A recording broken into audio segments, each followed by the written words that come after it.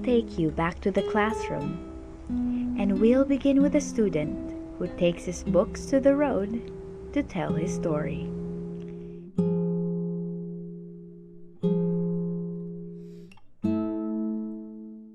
I teach math, geometry specifically, and values education and also computer education.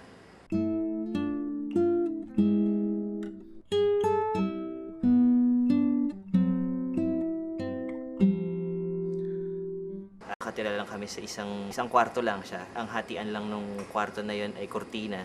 Tapos I even experience matulog sa prasong tabla ng kahoy. Yung mga damit ko noon, mga bigay lang sa akin. Pero sabi ko sa nanay ko, pwede naman tayong magtulong-tulong eh. So, tinulungan ko ang nanay ko na magtrabaho habang nag-aaral ako sa high school. Kaya nung time na yun, so nagbi-business nga kami, yung fish cracker noon, tsaka Mickey, yung fried noodles.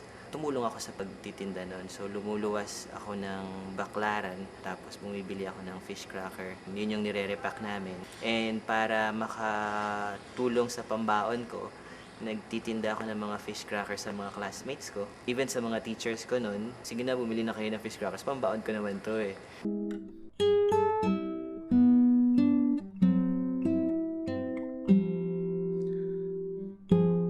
When I was in high school, third year, very rampant yung gangs noon, yung mga fraternities. Medyo nabully ako. Time na pinagtripan ako, graduating ako nung grade 6 ako. Nabato ako ng mga, talagang bato na malaki. Parang nagkaroon ako ng bitterness doon sa mga ganong klase ng tao. So, sabi ko sa mga classmates namin, medyo involved sa mga ganon, sa school namin.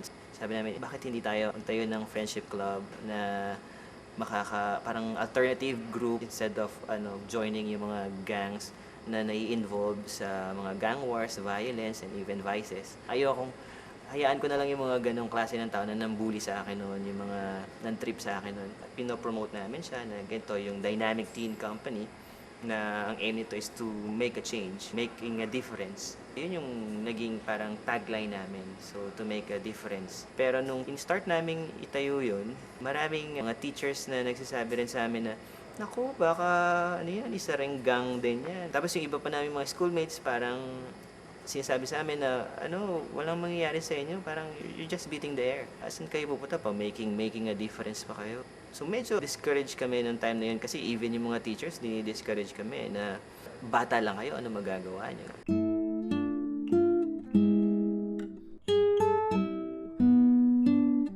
Noong 1999, doon namin na-realize that time na marami palang mga gang member and even gang leaders na ginugroom sila as young as 9 years old or even 10 years old sa mga slum areas. Sila yung mga nangunguna ng mga violence, mga gang wars. Kasi kung makikita mo yung mga riots kapag salpukan talaga eh. So, batuhan ng bato, pukan, hampasan. Yun nga lang napagtripan ako, ang sakit na nung binato ako eh. So, what more pa kaya kung talagang sobrang war talaga. Doon kami nag-start na mag-outreach din sa mga bata. Una, dala namin yung mga plastic bag na may pagkain kasi kung wala kaming dalang pagkain, hindi sila ma-attract eh. So kung pupunta lang kami doon with nothing, like kung gusto lang namin sila i-gather to teach them yung mga literacy, like that. Kaya literacy, mga kagaya rin namin sila noon eh, mga hirap. Siguro yung iba sa kanila mas mahirap pa kaysa sa akin eh. Ako mapalad ako kasi may mga taong tumulong sa akin para makapag-aral ako. Samantalang yung mga batang ito na nagiging gang member, nagiging gang leader, hindi sila makapag-aral dahil sa kahirapan. Yung iba sa kanila, mga scavenger, dahil nga sa tabi ako ng dump site nakatira noon. So nakikita ko sila kung paano sila nag-feed dun sa mga literal yung waste, ng dirty leftovers na from the dump truck, tinapon nila doon and then kukunin nila yung kapag may nakita silang pagkain. One time yung talaga nakita ko yung nyog eh. Kinuha nila yon tapos sinaid nila yung loob, tapos kinain nila.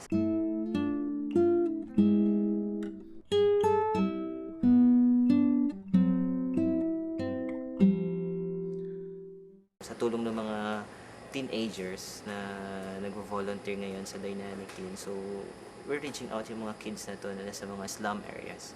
Doon pa namin maraming na-discover eh. Hindi lang sila ginugroom na gang member.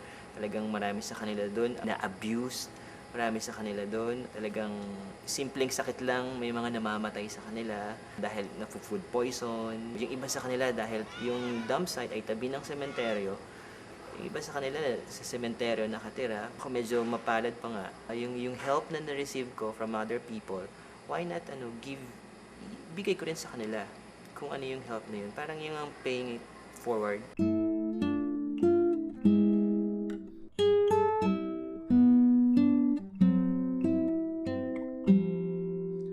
Ang bayan kong Pilipinas, lupain ng ginto't bulaklak, pag-ibig ang sa kanyang palad, nagalay ng ganda't dilag, at sa kanyang yumi at ganda, dayuhan ay naalina.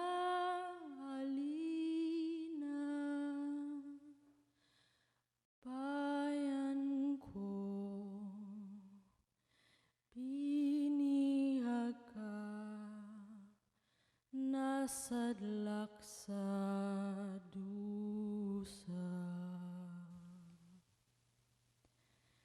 Ibon mang may layang lumipad, kulungin mo at umiiyak. Bayan pa kayang sakdal dilag, ang di magnasang makalpas. Pilipinas kong minumutya, pugad ng luha ko't dalita.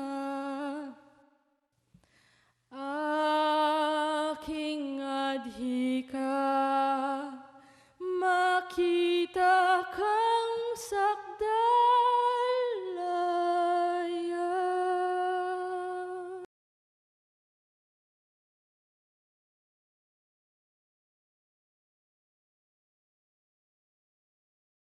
Yung fulfillment na nararamdaman ko kapag nakikita ko yung mga bata na nababasa na yung letter A, B, C, nakakapagbilang ng 1, 2, 3 at excited sila kapag dumarating yung kariton, yung mga ngiti sa mga mukha nila, yun yung nagpapasaya sa akin.